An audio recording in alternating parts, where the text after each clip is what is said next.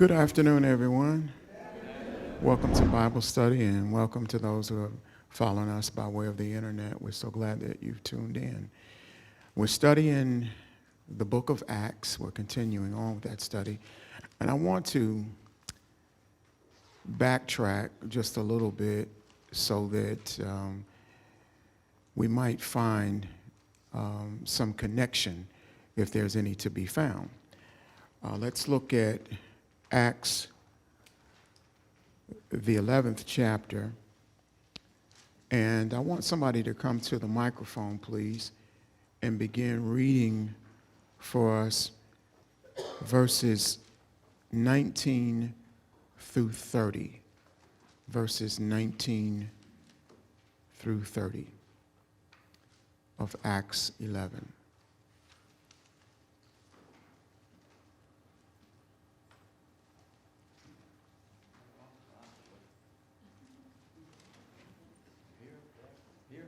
There's fine. Acts chapter 11, verse 19. Now they which were scattered abroad upon the persecution that arose about Stephen traveled as far as Phoenix and to Cyprus and to Antioch, preaching the word to none but unto the Jews only.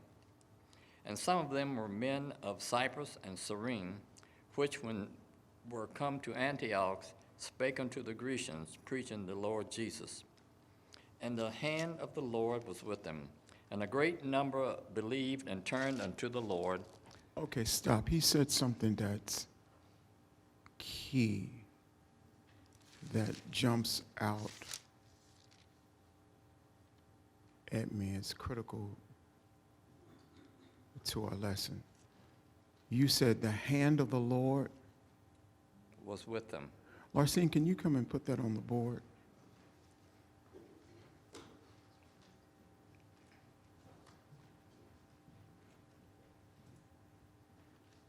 Would you read that sentence over again, please, sir? And the hand of the Lord was with them, and a great number believed and turned unto the Lord. Okay, and where's this taking place? In Antioch? Antioch. Okay. Which was comprised mainly of what? Gentiles? Okay. Gentiles. And the hand of the Lord was with Them. them. Okay. Continue on. Then tidings of these things came unto the ears of the church, which was in Jerusalem, and they sent forth Barnabas, that he should go as far as Antioch. Who, when he came and had seen the grace of God, was glad and exhorted them all, that with purpose of heart they would cleave unto the Lord. For he was a good man, and full of the Holy Ghost and of faith, and much people were added unto the Lord. Then departed Barnabas to Tarsus for to seek Saul. And when he had found him, he brought him unto Antioch.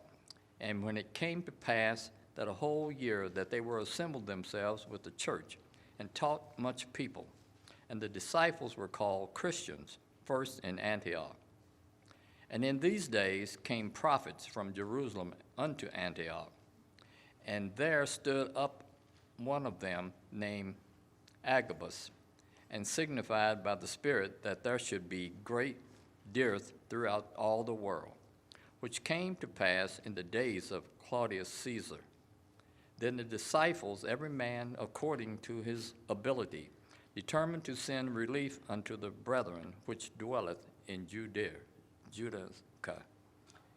which also they did, and sent it to the elders by the hands of Barnabas and Saul. Okay. And now read the first verse of chapter 12. Now about that time Herod the king stretched forth his hands to vex certain of the church. Okay, stop. Now, about what time?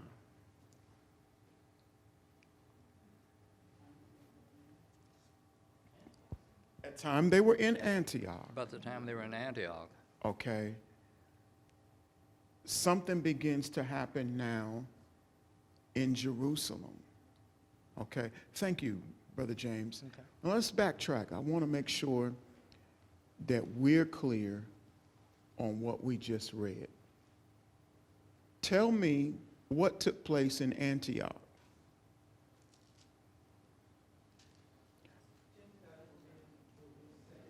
Gentiles were being saved. And the evangelism came first by whom? Those who had seen Stephen stoned in Jerusalem, scattered. Remember, they went north. And as they began to evangelize in Antioch, Brother James just read something that's powerful. He said, and the hand of the Lord was with them. Can you say that aloud? And the hand of the Lord was with them. And again. And the hand of the Lord was with them. And I think I'm hearing Larcene say, and the hand of the Lord is with me. Can you say that now?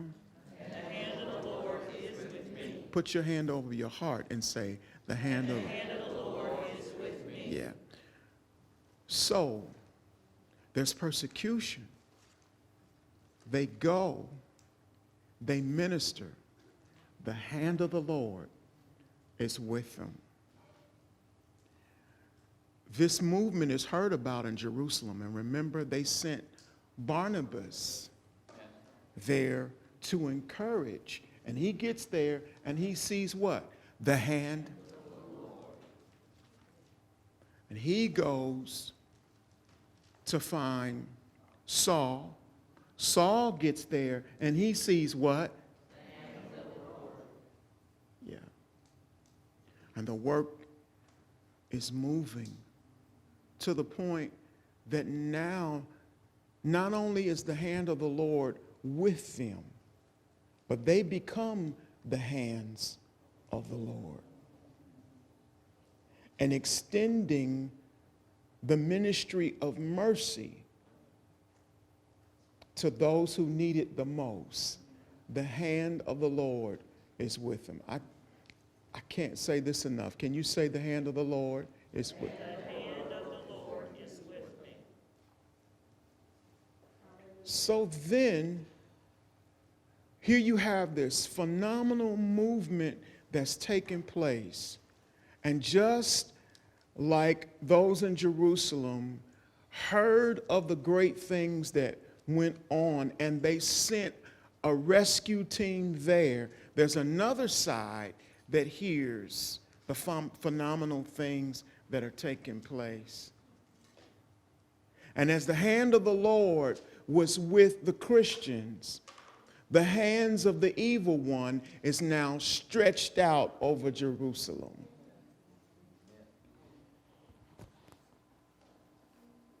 So we see two hands at work.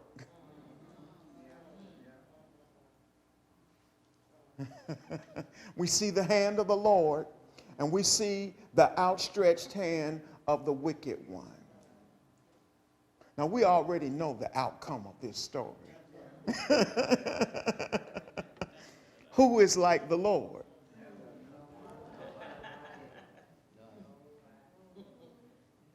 If God is for us, our God is strong and he's mighty. But here's the difficulty. So oftentimes, when the hands of the evil one moves in, we fail to see the hand of the Lord. What'd you say? And we panic. We worry. Okay, let's get this up so we can, let's get this up here so we can see ourselves.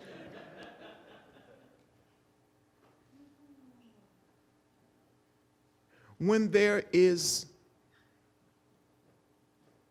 let's say, the unseen hand of the Lord.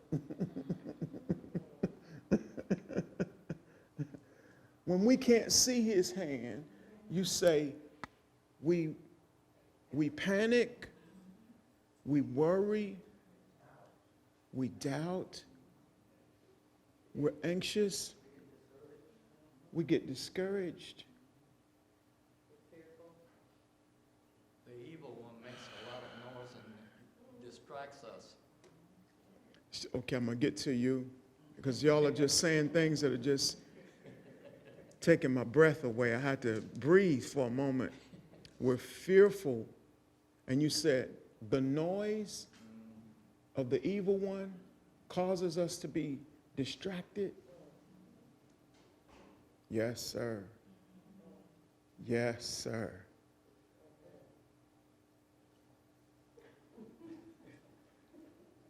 What else? When there is the unseen hand of the Lord. Luke makes it clear in the 11th chapter that the hand of the Lord was with them. Was the hand of the Lord with them in chapter 12? Even though they didn't see it. Let's see how they may have missed it. Yes, Ken, Pastor, would you please come to the microphone and read? And let's see how we could possibly miss. Let's put ourselves in their shoes. Okay?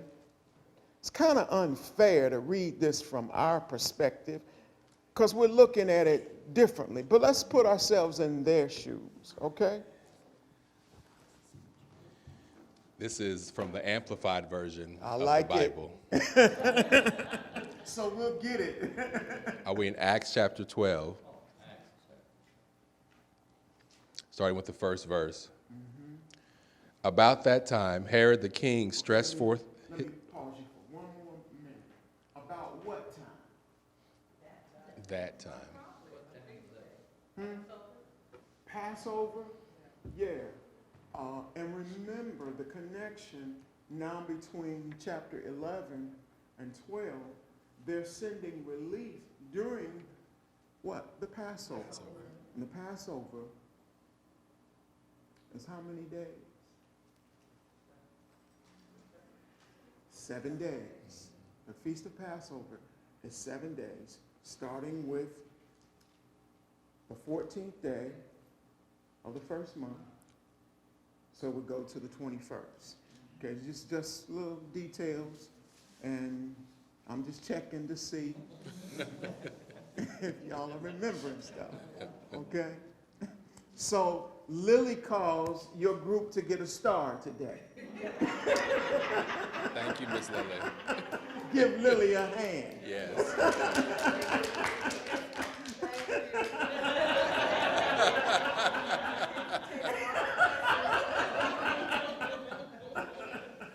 Okay. Start with verse 1. About that time, Herod the king stretched forth his hand to afflict and oppress and torment some who belonged to the church assembly. And he killed James, the brother of John, with a sword. And when he saw that it was pleasing to the Jews, he proceeded further and arrested Peter also. Okay, stop right there. So in chapter 11, the hand of the Lord was with them. Is the hand of the Lord with them now? Yeah. It's getting rough, though.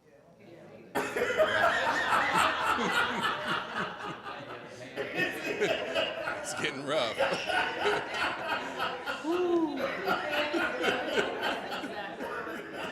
It's getting rough. Yeah, it's getting rough.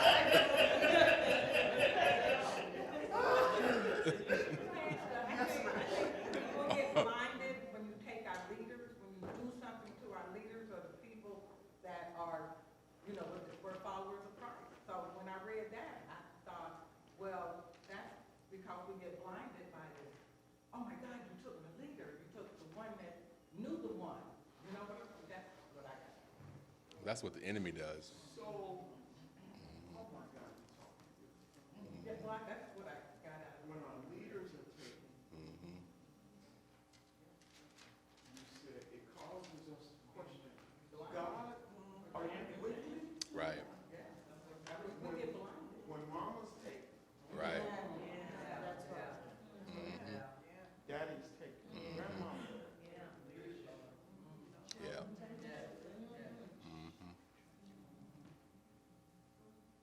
Things that we hold dear to us that are taken, we start to question the hand of God. How can God be such a loving God and take these things away from me?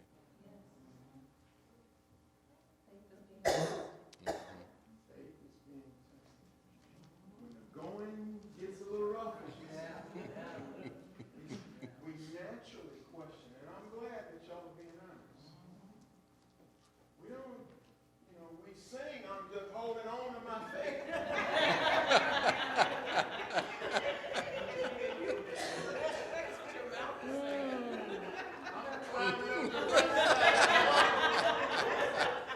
Is there a smooth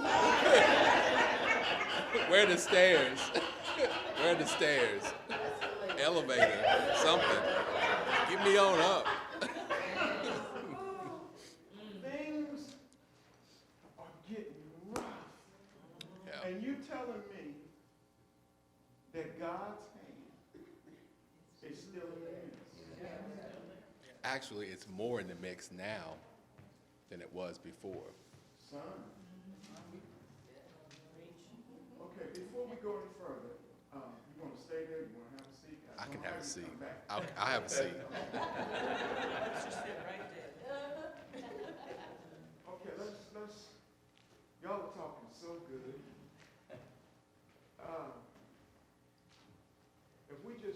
If we just walk back in time a little bit here from what we've just read, you'll be amazed in terms of what you see. First of all, who is this Herod? This Herod Agrippa. You said it, he's ruthless. Where does he come from? Oh, you need the microphone. That's producer talking. Microphone. Who is this Herod? Where does he come from? He has to be one of the descendants of the Herod when Christ was born. You're just going to load your group with stars today. Yes. Matthew 2. That's the Herod. That's the king of the Jews that's known for the slaughtering of the babies, of the innocents. And why does he slaughter the babies? He's trying to kill Jesus. Okay. So this Herod, Lily said, is the grandson of that guy.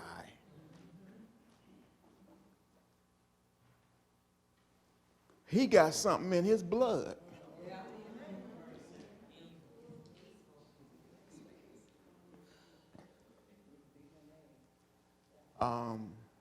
What's the guy on Meet the Browns? Mr. Brown. He would say his David Mann. He would say there's something in his DNA.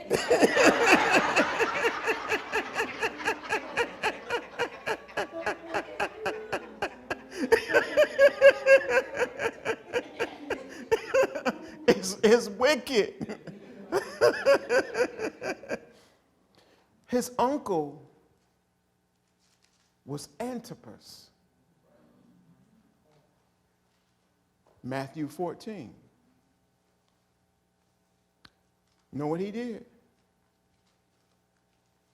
He was the one that had John the Baptist beheaded. So this Antipas. Let's go there, as a matter of fact, to seal this in your head. I don't want to rush through these things. This is Bible study, right? Yeah. What'd I say, Matthew 14?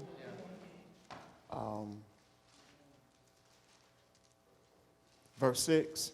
Okay. Somebody come to the microphone beside Pastor Kim and read this for us. Matthew 14, verse 6.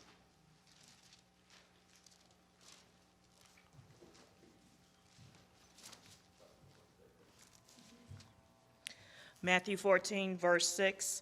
But when Herod's birthday came, the daughter of Herodias danced in the midst before the company and pleased and fascinated Herod. And so he promised with an oath to give her whatever she might ask. And she, being put forward and prompted by her mother, said, "Give me the head of John the Baptist right here on a platter."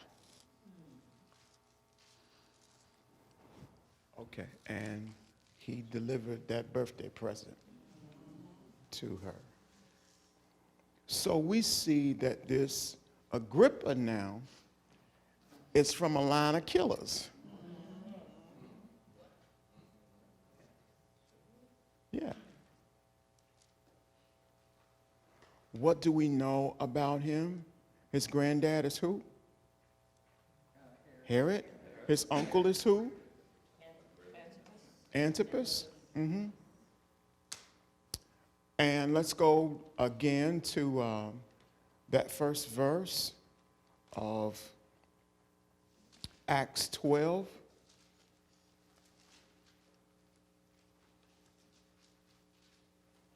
He has James killed. Yeah. And his reasons was for political expediency. He felt that this would improve his approval ratings. Don't say anything.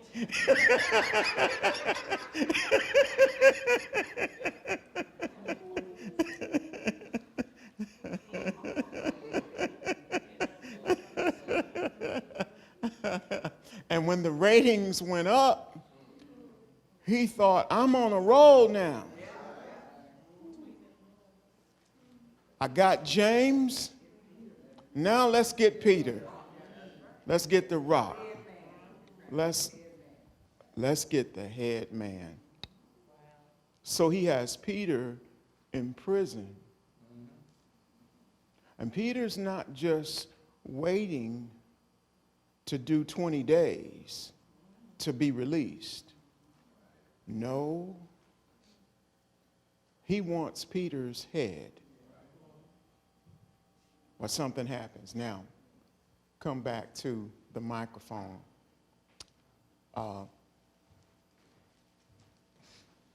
Read that for us one more time. Verse 3. Yes. We'll start at verse 1 again. Okay. About that time, Herod the king stretched forth his hand and to afflict and oppress and torment some who belonged to the church assembly. Stop. So, the hand of God comes to do what? To bless. Right. Or deliver. Now, what happens? You read Herod's hand did what? It afflicted, it oppressed, it tormented, and yeah, those three. Okay. So we talked about two hands that we see here, the hand of God and the hand of the evil one. The hand of the evil one comes to do what? And he just...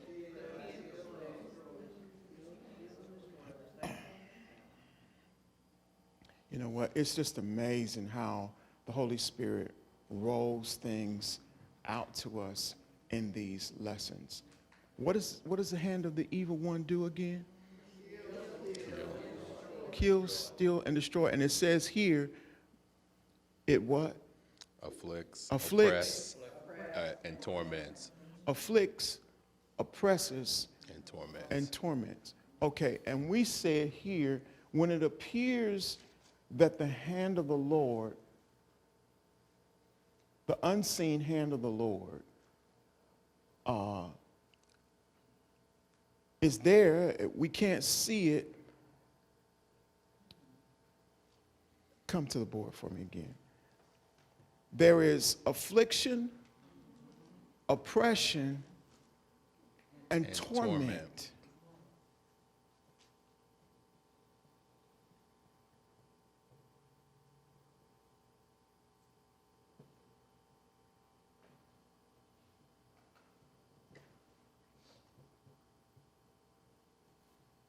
Thank you. Now, the oppression, how does the oppression look? Hopeless. Come back, come back. It looks hopeless. It's suffocating. It's suffocating. God, where are you? Right. You start to question God.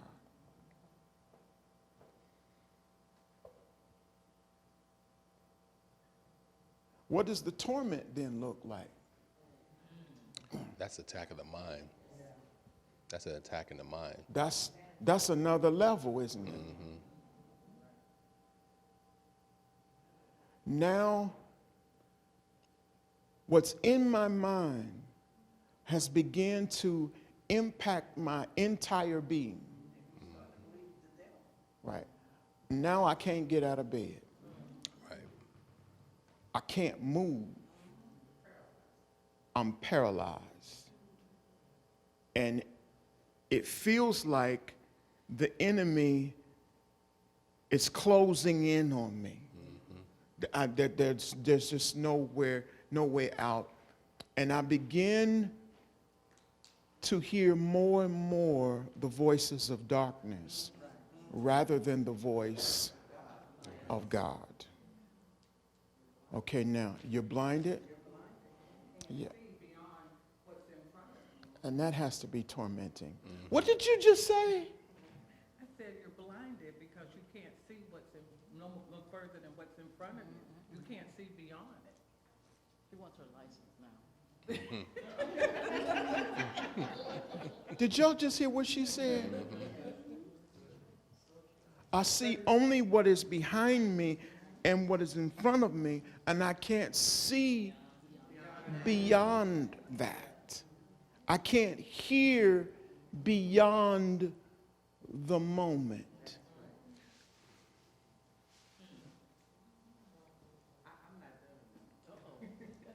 You know, I was reading this, and if you go back to the first verse, when it says, who belong to the church assembly.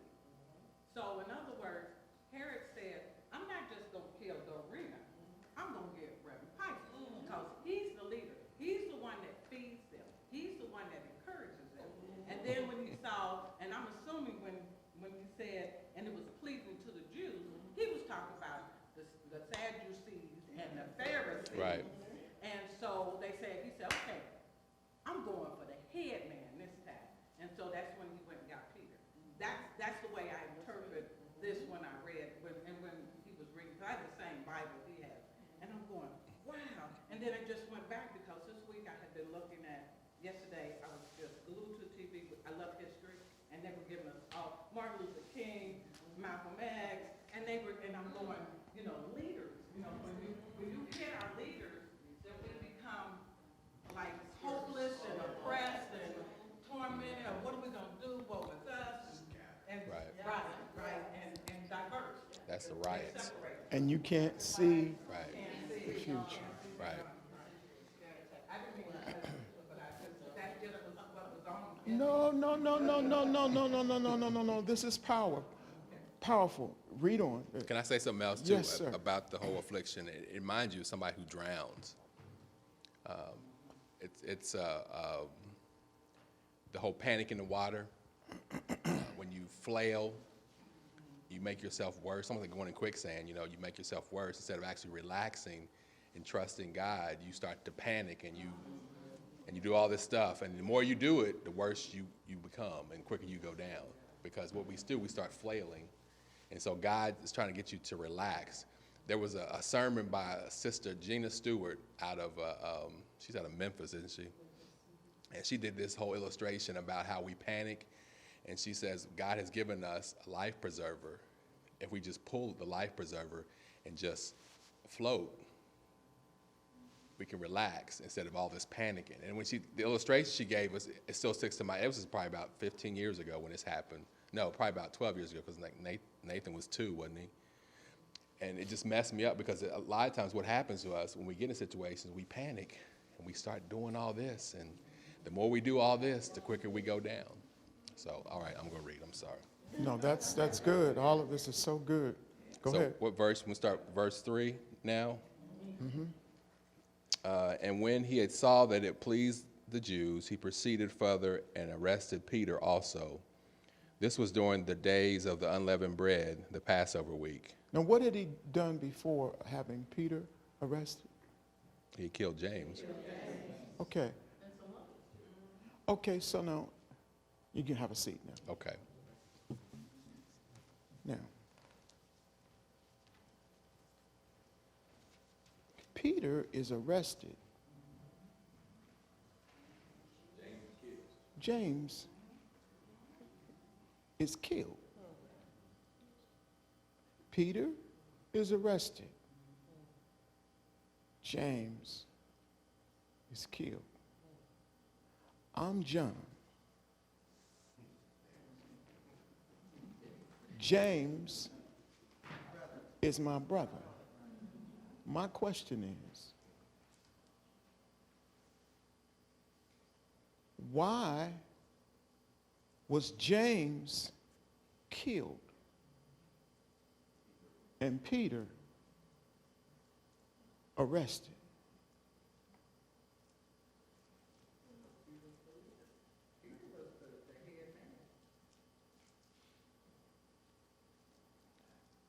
Okay, I love the discussion right here, but we were all in the triumphant circle.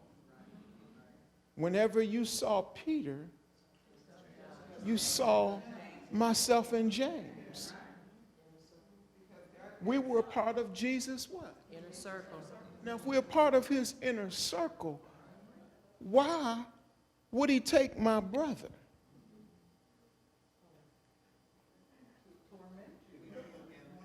Hang on a second. Hang on. You're talking real good. Yes, ma'am.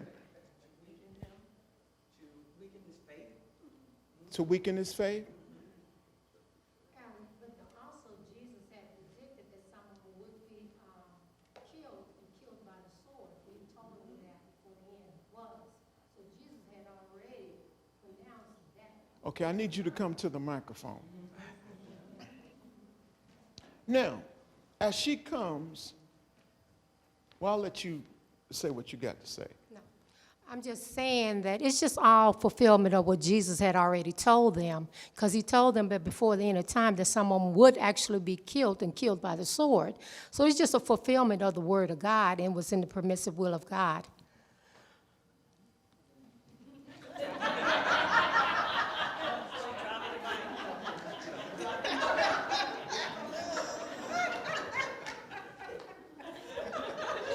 And you really think you bad, don't you, with your hat on?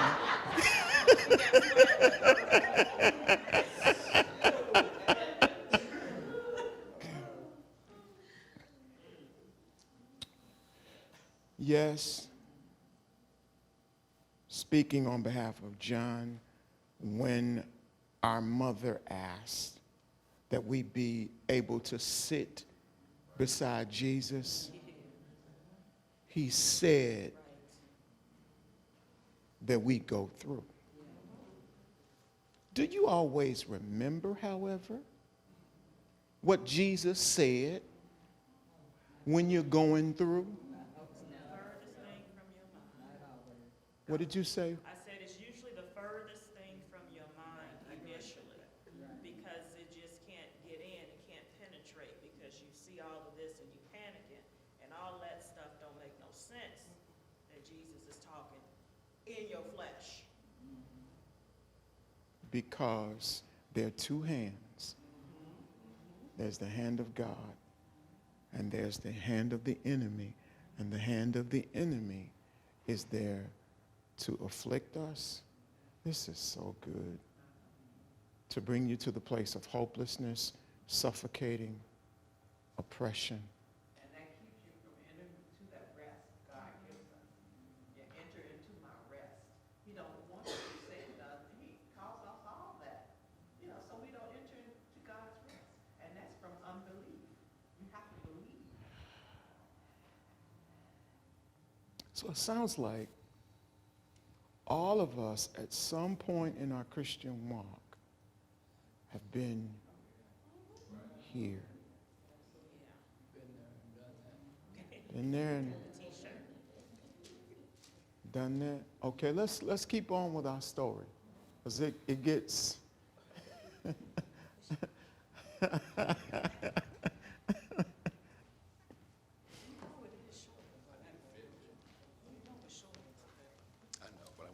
how we doing on time? And when he had seized Peter, he put him in prison and delivered him to 4 squads of soldiers, of 4 each to guard him, purposing after the Passover to bring him forth to the people. So Peter was kept in prison, but fervent prayer for him was persistently made to God by the church assembly. Okay, so how many soldiers are around Peter?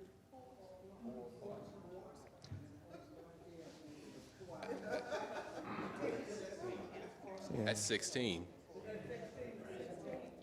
He's under top surveillance.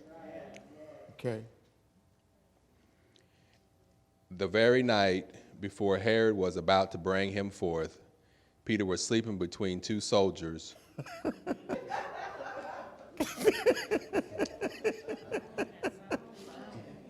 The very night, what?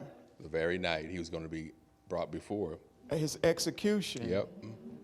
is getting ready to happen. But it's the hand of God. Okay, keep going. Can I say something before? Because I'm going to lose this train of thought. Yes, preacher. The very night before The very night before. he was going to be killed.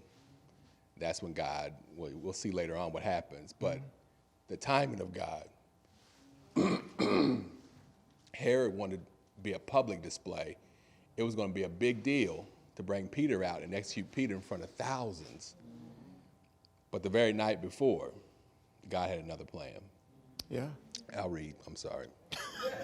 If not, I'll forget it.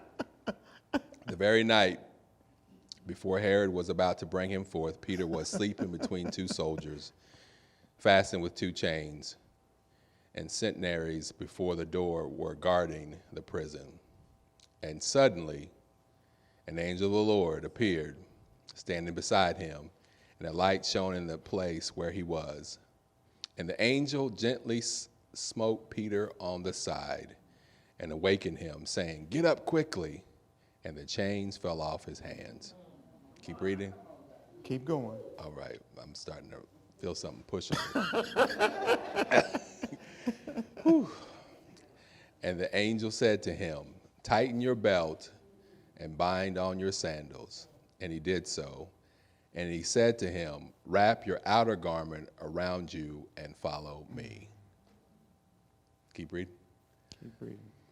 And Peter went out along following him, and he was not conscious that what was apparently being done by the angel was real, but thought he was seeing a vision. There's the unseen hand of the Lord. Keep going. When they had passed through the first guard and the second, they came to the iron gate, which leads into the city. Of its own accord, the gate swung open, and they went out and passed on through one street, and once the angel left him. Keep going. Then Peter came to himself and said, "Now I really know and sure that the Lord has sent his angel and delivered me from the hand of Herod and from all that the Jewish people were expecting to do to me." Now, he's seeing the hand of the Lord Right. and the hand of the evil one. Okay, let's keep going with our story. I feel like running right now. It's kind of hard to stand behind this mic right now. It says, when he at a glance became aware of this, comprehending all the elements of the case, he went to the house of Mary, the mother of John, whose surname was Mark, where a large number were assembled together and were praying. And when he knocked at the gate of the porch, a maid named Rhoda came to answer. Excuse me. And recognizing Peter's voice and her joy, she failed to open the gate, but ran in and told the people that Peter was standing before the porch gate. They said to her, "You're crazy." But she persistently and strongly and confidently affirmed that it was the truth. They said, "It is his angel." But meanwhile, Peter continued knocking, and when they opened the gate and saw him, they were amazed. Initially, they could not Get past. even fathom the unseen hand of the Lord. Right. Sometimes, Even even when we're praying, you're so afflicted and you're so oppressed and tormented that doubt is hovering over your prayers. Keep going. But motioning to them with the hand to keep quiet and listen, he related to them how the Lord had delivered him out of the prison. And he said, "Report all this to James the less, and to the brethren." Then he left and went to some other place. That James is the brother of Jesus. Right. Okay, you can be seated. Now, I'm John, the brother of James. James that was murdered. Do I cease ministry because my brother has been? Do I stop? Well, I think it's easy for us to say, sitting here knowing the end of the story. But if you've in that thing, If you're in it, you don't want to stop. you want to stop. Jesus told them, but here's my hope. Here's what gets me through. It's the hand of the Lord. And sometimes it's the unseen hand of the Lord. And I, as John, this is a beautiful part, I go on. And I write 5 books of the Bible. Because the hand of the Lord, and sometimes the unseen hand of the Lord, as Sister Lily said so powerfully, has helped me to get through what has happened in the past, beyond the present and what I see, to move me into my future. Now, this is really, really real. We often have questions. Why? Would you take James and allow Peter to survive? We have questions. Was the church praying more fervently for Peter than James? God, do you favor?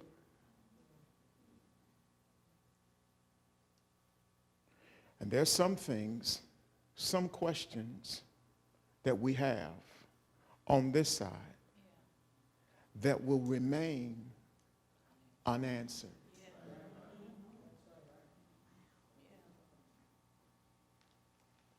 But one thing that remains the same, always, and you said it at the beginning of the lesson, And you said it before you stepped over into persecution, no. Is that there is the hand of the Lord that is with us. Even when you can't see it. Yes. I just wanted to say that it is written. We're only living out what the Lord has already written.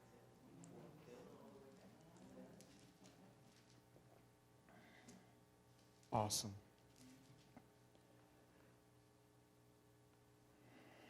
Shalom.